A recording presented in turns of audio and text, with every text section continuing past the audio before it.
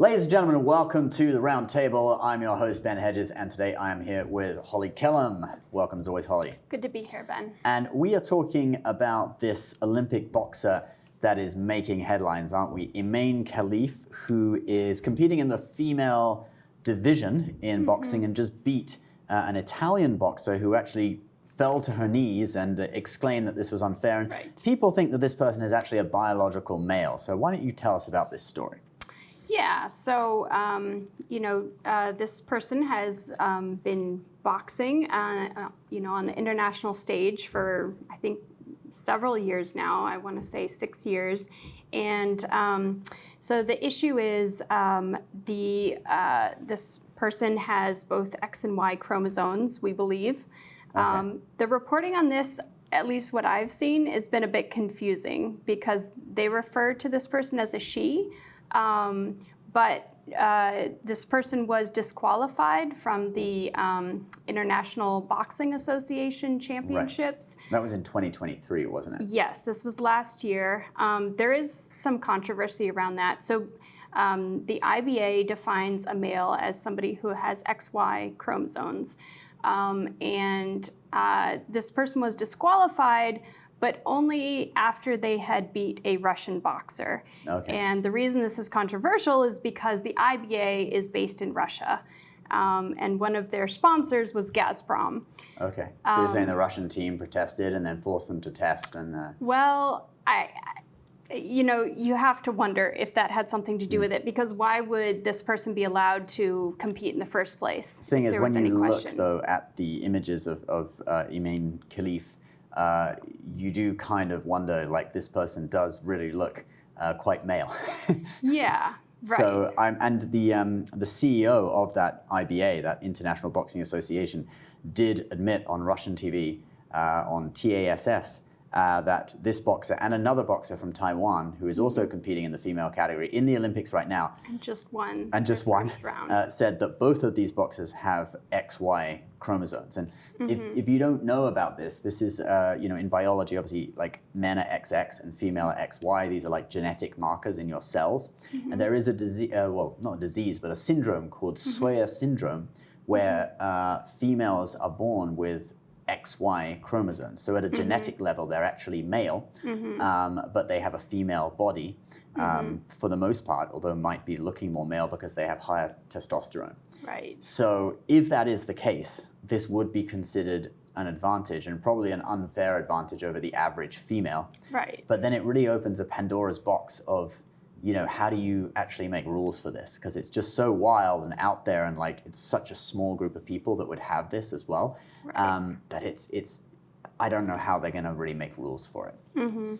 Well, and we were discussing off air, I mean, it's almost like maybe you need to make like a separate category for them. Right. And yeah, I don't think it's necessarily fair to the females, but it's also, if somebody, does in many respects appear to be a female, to disqualify them because, they have XY chromosomes. I don't know. I guess it depends to what extent that influences their strength.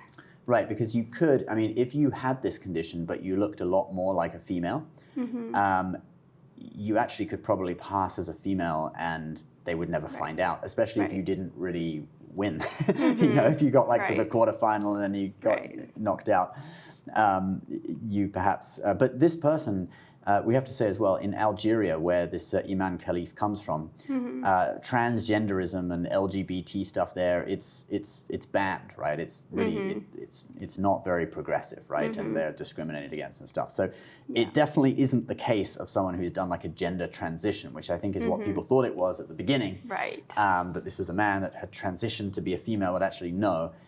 Most likely this is someone who considers himself female, was female from birth, but they have this Swyer syndrome, which is XY chromosomes. And the International Olympic Committee, they define a female as what's on the person's passport. So is that right? If Algeria is defining this person as a female and they don't allow transgenderism, then it seems like for all intents and purposes, this person is being treated as a female in society. Right. So another sort of conundrum as well is that this person is has the appearance of a female but has XY chromosomes naturally. But then another step would be, well, if you have the appearance of a female, but you have XY chromosomes, however, it's not natural, you went through a surgery to achieve it, isn't that really kind of the same thing anyway as someone who has the appearance of a female and has XY chromosomes just because Can you change that? Well, you know, a transgender surgery. So if you were a male and then you had a surgery to become a female, you would still have the XY chromosomes, but you would have somewhat the appearance of a female, right? And kind of the next step would be people are going to say, well, if these people who are naturally like this are able to compete in sports, why can't we compete? You know, so it kind of starts, it like opens a Pandora's box where you start thinking, how on earth do we regulate on this kind of thing? Right. Well, and you had brought up before, like maybe there should even be like, even though they're maybe more capable than the average female boxer, maybe they should be part of the Paralympics. Right, have their own category, yes. Although, you know, it's hard how it would work because it's obviously going to be such a small amount of people. Right. I mean, it's a small population to begin with that have this condition, and then people who like boxing within that, within that tiny group of people. But I do think that the reason there is two in, you know, this Olympics is because well, could they just fight each other, right?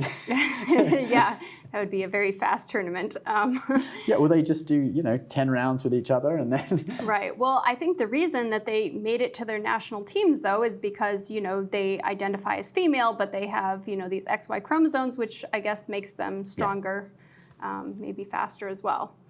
Right. So. Well, it truly is a conundrum. I'm like giving myself a headache thinking about it. But what do you guys think? All right. Leave your comments down below. Do you think these guys should have their own category? Or these girls? Sorry, I didn't mean to be prejudiced. Or do you think it's fine that they compete with the women? Or should they go compete with the men? There's no wrong answer in this. I mean, I'd really love to hear what people think. All opinions are welcome, so do leave your comments. In the comments. That's right. And do check out Holly's channel, Newspeak, where she covers how the media report on things. It's really interesting. Her icon will be above her head on screen now. Subscribe to this channel too for more videos like this. We'll see you next time. Bye-bye.